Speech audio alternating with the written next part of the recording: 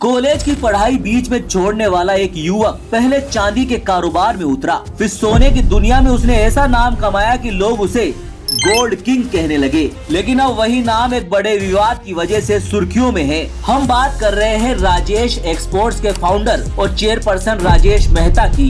इस समय भारतीय शेयर बाजार में राजेश मेहता और उनकी कंपनी राजेश एक्सपोर्ट्स चर्चा के केंद्र में है और वजह है सेबी का बड़ा एक्शन। सेबी ने राजेश मेहता पर कंपनी के शेयरों में ट्रेडिंग करने पर रोक लगा दी है। शुरुआती जांच में सेबी के सामने जो बातें सामने आई है, उन्होंने बाजार को चौंका दिया है। सेबी के 109 पन्नों के अंतरिम आदेश के मुताबिक राजेश एक्सपोर्ट्स पर अपनी कमाई का करीब 97% से 99% हिस्सा बढ़ा चढ़ाकर दिखाने का आरोप है। सेबी ने इसे इतिहास की सबसे गंभीर वित्तीय अनियमितताओं में से एक बताया है। इस खुलासे के बाद कंपनी के शेयरों में बड़ी गिरावट देखने को मिली। लेकिन आखिर कौन है राजेश मेहता? बेंगलुरु के रहने वाले 60 वर्षीय राजेश जे मेहता ने साल 1989 में राजेश एक्सपोर्ट्स की शुरुआत की थी। उन्होंने कॉलेज की पढ़ाई बीच में छोड़ दी और शुरुआत चांदी के व्यापार से की। धीरे धीरे उन्होंने सोने और ज्वेलरी के कारोबार में कदम रखा और फिर पीछे मुड़कर नहीं देखा। राजेश एक्सपोर्ट्स का बिजनेस मॉडल काफी मजबूत माना जाता था। कंपनी कच्चा सोना खरीदती है, उसे रिफाइन करती है, ज्वेलरी बनाती है और बाजार में बेचती है। राजेश मेहता के करियर का सबसे बड़ा मोड़ साल 2015 में आया, जब राजेश एक्सपोर्ट्स ने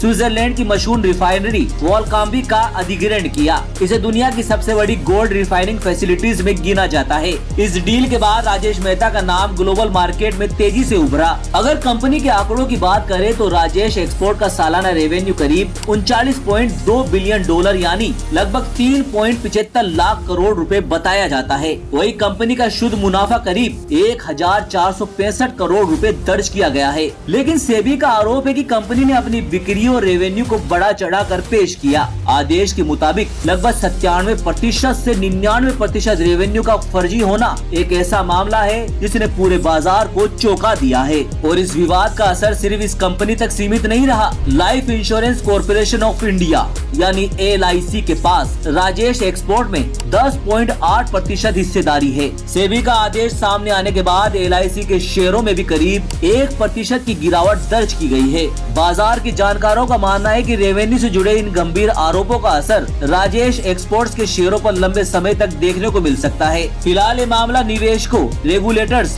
और पूरे शेयर बाजार की नजरों में है। अब सबसे बड़ा सवाल यही है, क्या सेबी की जांच में ये आरोप साबित होंगे या कंपनी अपनी तरफ से अलग तस्वीर पेश करेगी? इस पूरे मामले पर आपकी राय क्या है? कमेंट बॉक्स में जरूर बताएं और इस मामले से अपडेट रहने के लिए बिजनेस रेमेडीज को सब्सक्राइब करें।